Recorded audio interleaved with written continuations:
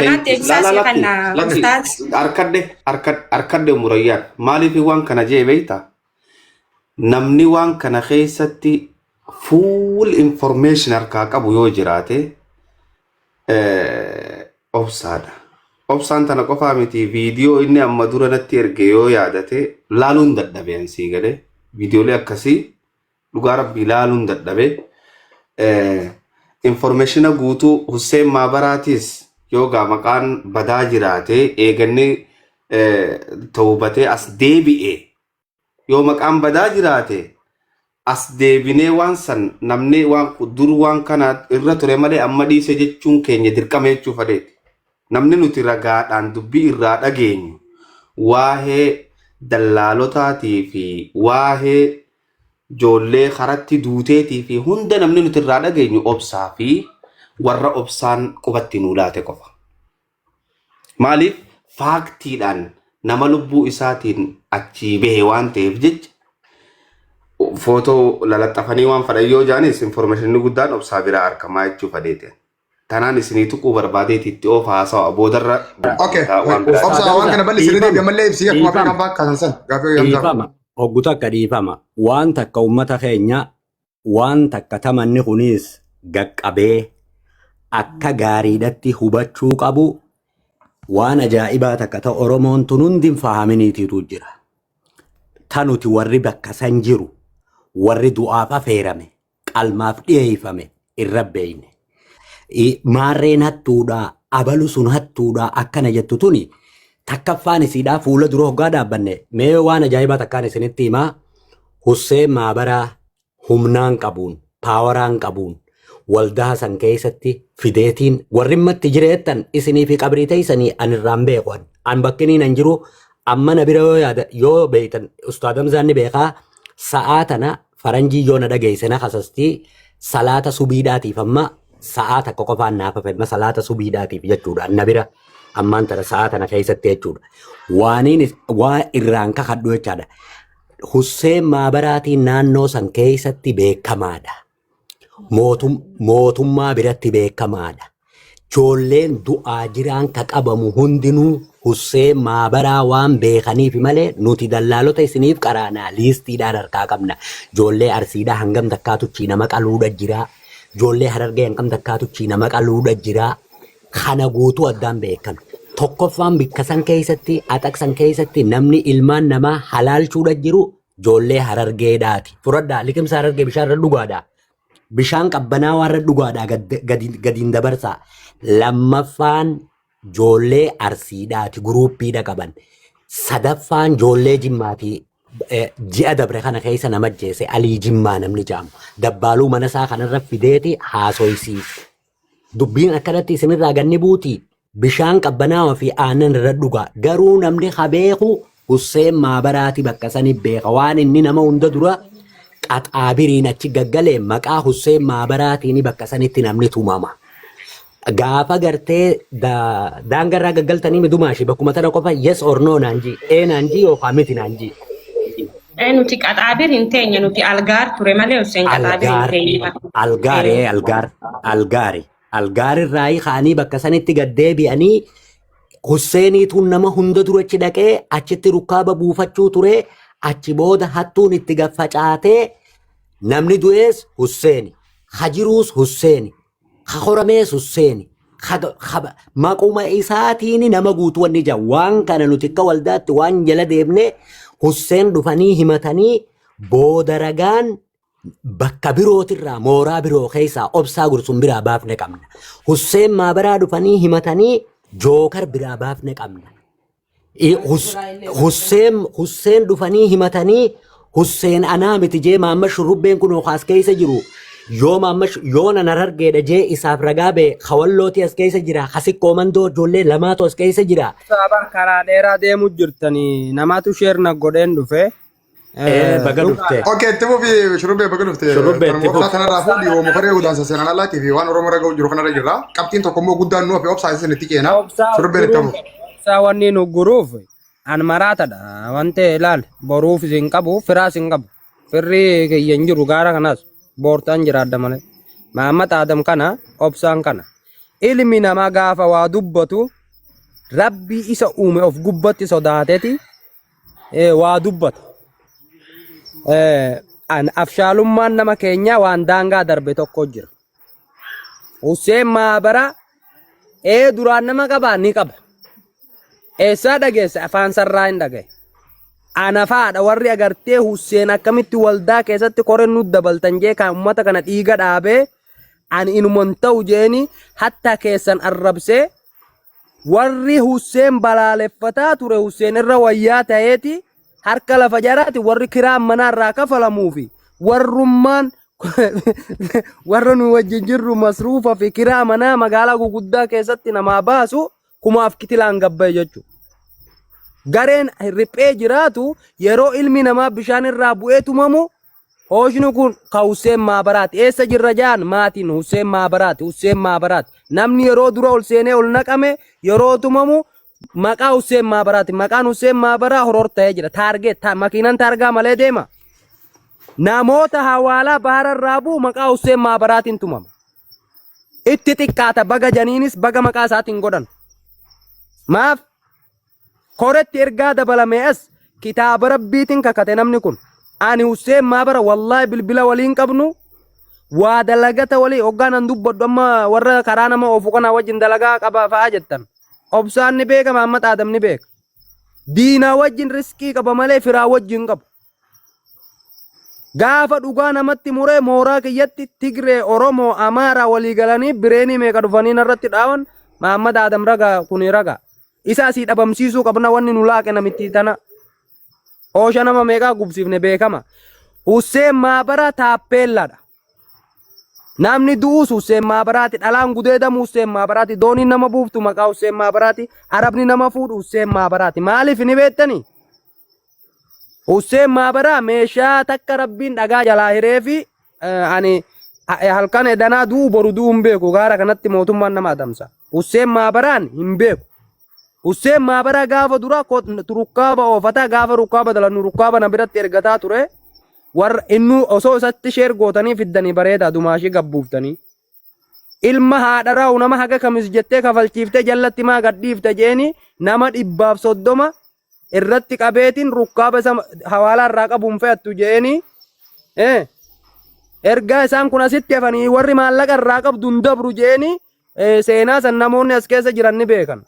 Innu dubbate waldaa godaansa seerarratti nama waliin gureetin warra hin qabne san maallaqa keetiin naafe inaan jee maallaqa saniin fe'ee fi aboo sababa keetiin eeganaa kafalataa an dhiisa maallaqni sii kafaluus hin jiru ilma adeera anaa suudii dhufuus hin jiru magaalaadhaan magaala walirratti jee nama agartee hagana deeme namoota san nafeessisee maallaqa kiyyaan 80,000 hin kafaluu eeganaa ammoo ittiin deebi'u. Baga kafalte keekiyya anaa suudii dhufuus hin jiru hin kafalu nama jiru. Bakka walii keessa beek. Anaafi ati takka wal dubbifnee dabbaal. Naafi yeroo jalqabaatiif mana kiyya seente yeroo jalqabaatiif si wajjin dubbadde eegumaan daldee maal daa'ima keetiin jibbaan si baqadhaan bulooggillee godheen jiran. Maaliif gaafa waa'ee shamarraniiti. Hussein Maabaraa Arabni nama tumuus Hussein Maabaraati. Wanni taame amma jallatti yoo namni waa ta'e shurrubbeedhaa beek. Garuu maaliin godhuu qaban warra na cinaa kana hordofuu danda'uudhaan qaba. Hussein gaafa dhufee koree waldaa godaansa sararaan alatti miseensa ta'e joolleen haxaq jirtu san guutuun ni facaate. Joolleen wallolleen nam lamatu itti dabalame. Silaa akka kutaa tokkotti immoo jarri sun miseensa qabanii dhiibbaa qabanii yoo waa balleessanii nuti yakka itti murrees yakkan fudhatanii obboleessi kiyya kun as keessa jira ka obboleeyyan isaa shamarri nama 3 gaagaamni irra ga'e. Hatta hamma wareegamaa deemne an faayidaa takkallee ilma namarraa hin qabu riskii takkallee nama wajji hidhatan qabu rabbiin narra ga'a kaniin dalagaddu sinii himeen alagaa wajji dalagadda alagaa kaleessa wal ajjeefnu saniin qixxee walii agarree riskii karaa darbuudhaan naa kennan dhugaan garuu ilmi nama namoota 370 nama tumaa keessatti maqaa nama tokkoo ni beektanii isin Hussein mataan isaa ajjeessaa yaalii yeroo namni baaraa bu'e Hussein Maabaraati namni haxaqii qabame Hussein Maabaraati anattuu aboo Hussein Maabaraa akkana nu godhe obboleeyyan kiyya nam 7 qabame maqaa Hussein Maabaraatiin intala deera tiyyaa ta waggaa takka badde Husseenitu dheengadda nama biratti argee suuraa kaasee natti ergee mucaa sana isaaf falatti godhe anuutti hin dawwalle ergasii quban qabu.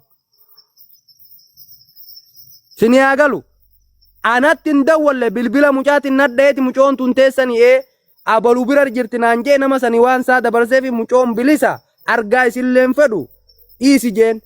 Garuu maqaa Hussein Maabaraatiin hin barbaadaa ture itti bilbileellee arrabse akka mataa kiyyatti namatti dogoggore. Waldaa keessatti ergaa wanta ta'e kitaaba rabbii ol kaasee kakate. Dalagaa ni qaba ni qaba. Anu yoon dalagaa qabaadheetti ergadda. Waan lafa jalaa rabbi malee ani beekuu hin danda'u. Kana taqitti namni tumamu immoo namni radaa jiru namni huduuda kana warri dallaalli nama ol ergee warri gaaraa deenii irraa qabu warri arabni suuqaa liqii irraa qabu warri wanda makiinaa 30,000 40,000 200,000 irraa qabu baqateeti mootummaa Yamantuun lama waan taateef isii gadi bu'ee jira. Dalagaan isaa maal? Warri radatti nuti beennu abaluutti fakkeenya walii kaa'uu dandeenya. Husseenuma kanaa'u dhiibbaatti godhanii afaan bahara galanii afaan baharatti ooshin irra gubatee jira. Husseen keessa jira. Husseen warra tarkaanfii waan san fudhate irraa immoo kabiraati. Maqaan Husseen horor hoo jettee horori Husseen. Maaltu horor Husseen godhe namni bishaan irraa bu'e abbaan fedhe yoo qabame Tigree fi Amaara ta'ullee Husseen Maabaraati. Atak. Yeroo nama tumanillee dalayduun nama tuma ijoollee xixiqqoo baharaa nama wajji dhuftu jira lukaan achi bu'e.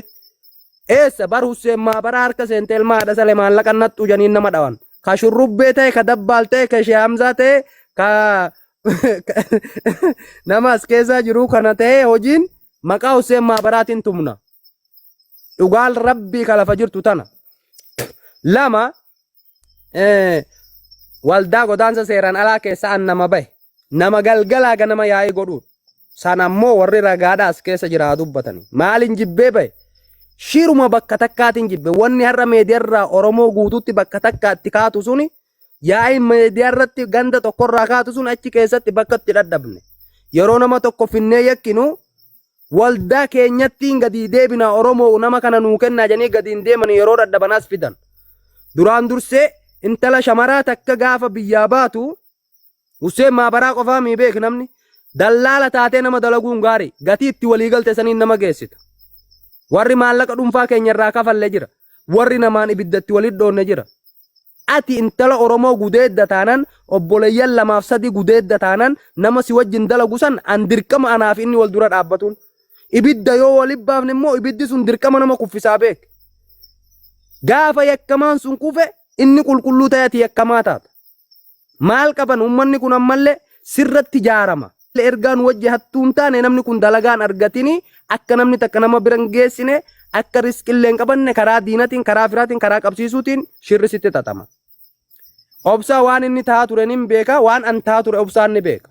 Osoo akkanatti teenyee haasofnu ibiddi halkan tokkoof guyyaa tokko narra deemee beeka. Firaaf diinalleen maali dhugaan nama ajjeefti dhugaan nama ukkaamsiti. Warri immoo dhiibbaa dhugaa Oromoo ati dura dhaabbatuu fi ragaan isaanii si harka jiruu fi waan isaan godhan ati beektu dursaniiti iccitii wajjin sunduqa iccitii awwaalamu si godhuu barbaadan. Husseen Maabaraa isinii wajji dee'uu hin danda'an. Ani kaniin dhaladhe kun Oromoo Wallooti hundi ilmaan adeerran kiyyaati nuti. Ilma namaa kutaan hin beeku an takka Oromoo Walloo wajji jiraadhee hin beeku namni waan haa kutaa dalagaa naa kennan na biran jiru. Takka lama jennaan bilbila diimaa sidhaa'ee ba'a. Rakkoon jiru ataqitti warri gaddachee sun warra deenii arabaa gaafa siin jiru bahararraa namni haga huduudaa hoggaa dhufu namni tokko 200,000 dhufa 800 dhufa. Nama 3,000 nama 4,000 dabarsaniiti namni yeroo irratti qabame dallaalli horihee gaddacha. Namni kasaare kasaaraa dalaga waan ta'eef ataqitti dacha'ee namuu namatuma. Mana kireeffatee namatuma. Nyaata nyaattaa kottu janii kararraa guuranii mana nama naqan. Dhaggeeffadhu obboleesso warra nuti deenii irraa qabnutu jira. Warri sun gaddacha'e. Oggaa gaddach oloo deeme warri gaaraa dinaggee gadi itti ergee jira dalagan irra dhaabbate jee arabni dukkaan maxaama irraa qaba 200,000 2,300 suudi makiinaan 600 6,400 irraa qaba carraan inni qabu mootummaa Yamanta olaantu tana isii gaditti tarkaanfatudha gaafa achitti tarkaanfate miskiina garaa deemu kottu nyaata nyaattaa jeeni jalee godhatee mana onatti ol naqa Oromoo Walloo ta'us Husseen Maabaraati Oromoo Arsii ta'us Husseen Maabaraati kan nama tumu. Maaliif hawaasni tumamuu kunillee Husseen Maabaratti beeka. Maaliif dalay duusantu gorfamtuudha. Nama 30 nama 20 qabataniiti gibbii guguddaa kireeffatan. Namni makiinan fidee hoggaa seenaa kankararraa seentee jirti harka Hussein Maabaraa gaarra asiin baatuu janiin. An Hussein Maabaraa gubboo naa kennitiimi argaa isaan fedhu wal arrabsaa olla. Walillee galuu hin dandeenyu ni beekan warri as keessa. Garuu namni bahee hoggaa oosha ol seenee gibbii kabalaa eegalan harka Hussein Maabaraa buutee dawwaladhu. Harka Hussein Maabaraa buutee dawwaladhu janii tuman.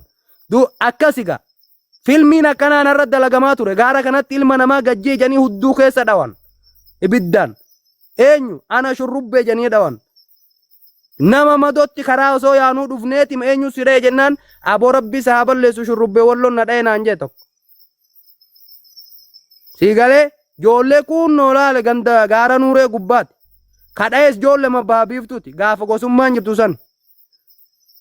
Siigalee akkamitti kottu gaajee galeetiin nama san wallaanee shurrubbeen sun ka akkami osoma hojjeteenyu aboo shurrubbee akkami jennaan na abaaraa oolan nama sadii jarri reetti qalee qorichatti godheen ta'a shurrubbee aboo rabbi isaa balleessu jaa oolanii galgala namni dhufee aboo shurrubbee nagaan deebitee naan jan ijoollee karatti waa daladu tana barbaada yaana yeroo san warri si komatu kun warra karatti ba'ee miskiina waa godhu warra barbaaddatu namni dhaabbataan mooraa qabu immoo nama sanni adamsita dirqama baalagee nama kee waa godhu akkasitti bar shurrubbee kaalkee cabaa tokko akkana na godhee je nama san maqaa dha'uun barbaadu obboleeyyan keenya dogoggorani gorfadhee qajeelan oromummaan tana qabdii beek haga kana shirri dalagama namni baharaa bu'e kamuu dhalaaf dhiiran tumamnaan Hussein Maabaraati tumtuun nama tumtu suni gorfamtee teessi gibbii kamuttuu atak keessatti harka Hussein Maabaraa rabbi si buuseetii dawwaladhuutu jira namni Hussein Maabaraatu na qabe beekaa hoggaa tumamee baay'is Hussein Maabaraatti beeka ka Walloos Hussein Maabaraati ka Arsii Hussein Maabaraati ka Jimma Hussein Maabaraati yoo namicha san namni beeku jarri sun wal beekaa lubbuun namaa baatee jala deemtee dhiyeessitee namni tokko qabamee anaamii namni kun abaluu biratti je'eeti wal baasa. Haga kana ta'eef waan kanarratti haasa'uufan wanta lama gaafa Hussein waldaatti dabalamee maallaqa hiruu maallaquma Oromoo tume san hiraa jiraa warri jiru jira. Maaliif warri dhiibbaa isarratti godhu sunu warra inni dalagaa biraa dhiise akka an beekutti yoo sobne malee immoo warri waldaa san keessa waliin turre ni beekan. Warra nama ofitti yakka murretu jira. Kun koominiitii Itoophiyaa keessa jira. Kun ammoo garee manguddoo kutaa 11 keessa jira. Kun waldaa dhuunfaa isaanii keessa jira. Nama kutaa tokko badii itti muruu hin dandeessu duutee dhabamta malee soba yoo ta'e ana gandummaa qaba isaan haa dubbatanii waan hafe boodan isin itti dabala. Namni du'ee Galatoon waan beekiyya dur faaduu.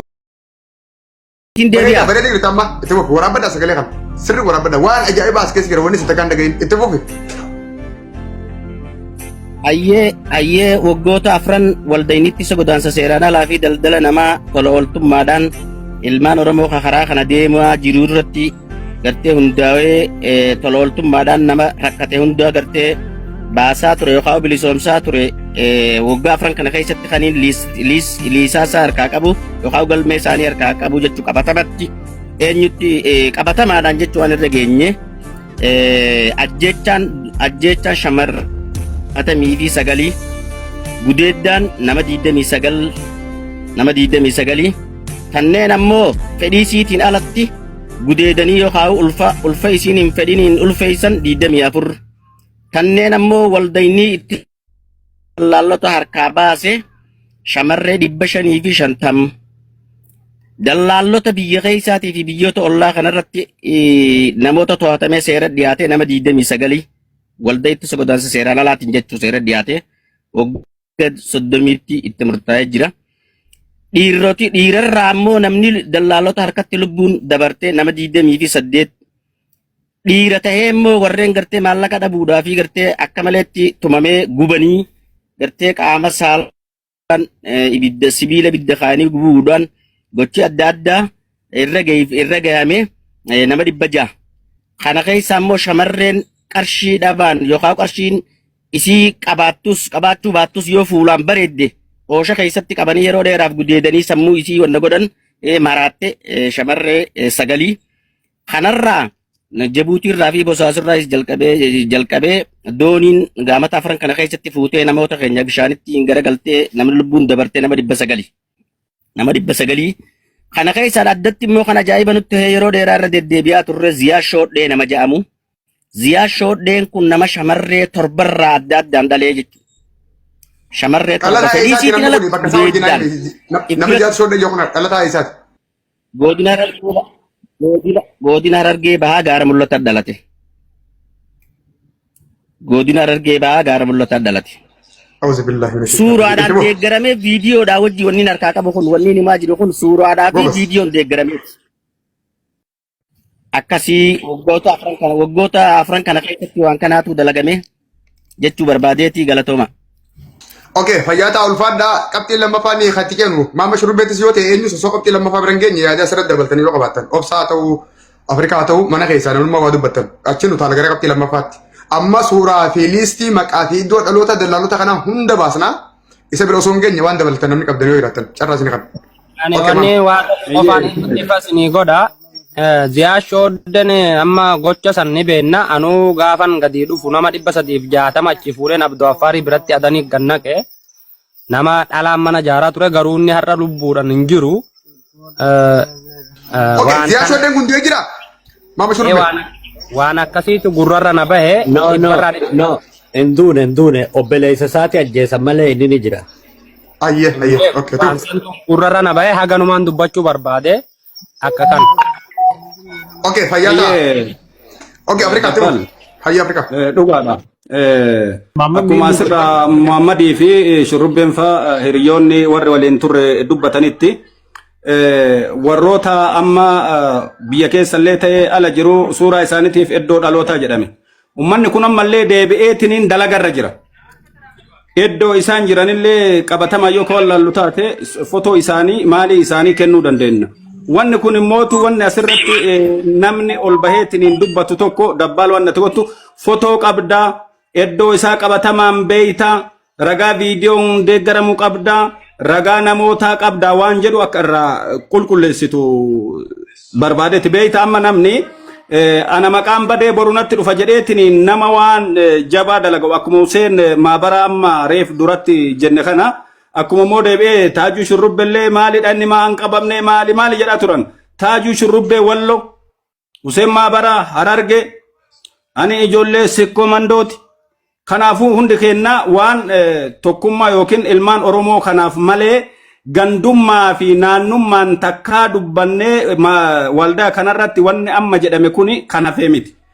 Isaan kuni waan isaan achi qindeessanii as erganiin an hamma federaalaa deemee waldaa ittisa godaansa seeran alaa kana jiraachuu fi ambaasaadara Suudi Arabiyaa jiruuf ta'ee kayamanii ta'ee akka walquba qabaataniitiniin waan kana furmaanni itti godhamu kan asii himbu'e Amir kan jedhamu Samar moo Amir kan jedhamu inni leen wajjin ture kana godhaa ture jechuu waldeen ittisa godaansa seeran alaa kaleessa roorrifamat ture.